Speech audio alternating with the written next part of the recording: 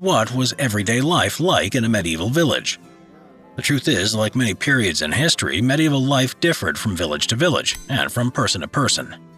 Life in a medieval village depended on someone's class and role in society. Generally speaking, though, the medieval village was the domain of the peasant. Peasants were the lowest class of society, but they actually made up the majority of the entire population. For this majority, the village was the center of their universe. They were born, lived, worked, attended church, were married, had children, and died all within the same area. Today, we might imagine a medieval village as a line, square, or several little rows of houses, with a tavern and a church. But the medieval village actually took on many forms. It could be several houses clustered together, but a village could also be several scattered hamlets and farmsteads, far apart but under the control of a lord. By far the most common villager was the serf. Serfs were the lowest class of peasants, and owed fealty to the lord of the manor. Though they were legally free, therefore being different from slaves, they were nevertheless legally bound to the land where they lived and worked, and they were not allowed to move away. Manors would be surrounded by huge fields, usually 3 of up to 100 acres each, which would make up the land for the village. In exchange for living on the land, serfs were expected to pay rent and be responsible for working the land.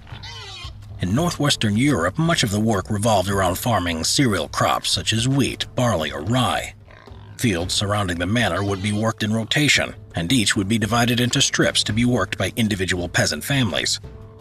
Village fields that weren't fit for growing crops would be used for grazing animals, such as sheep for wool.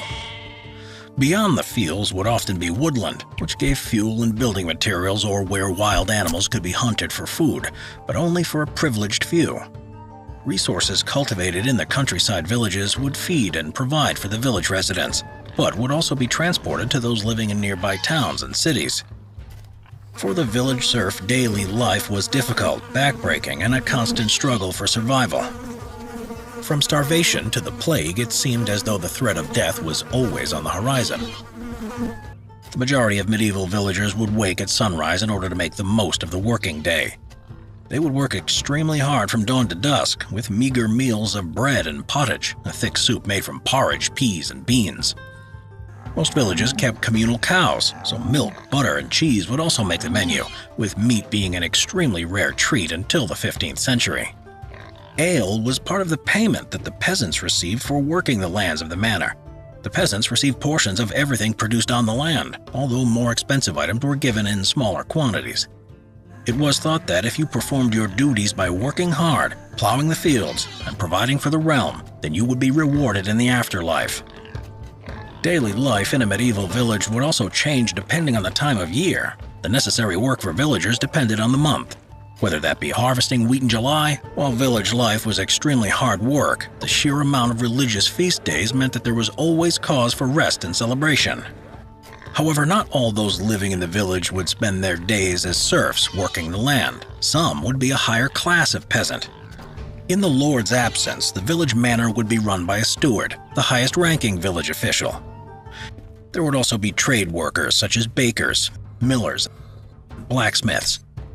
The medieval village was remarkably self-sufficient, with an immense sense of community. Villagers would produce everything they needed themselves, in contrast to those in urban areas, which in the 12th century were starting to grow and relied on resources sent from villages.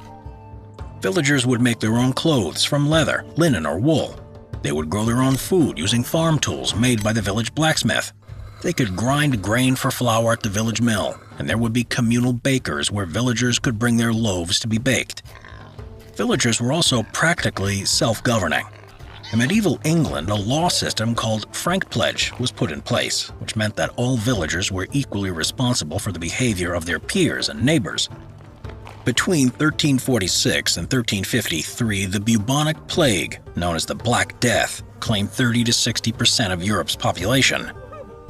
In the wake of the plague, so many peasants had died that there were fewer villagers to work on the land. Peasants therefore realized they were a valuable commodity, playing an important role in providing for the realm.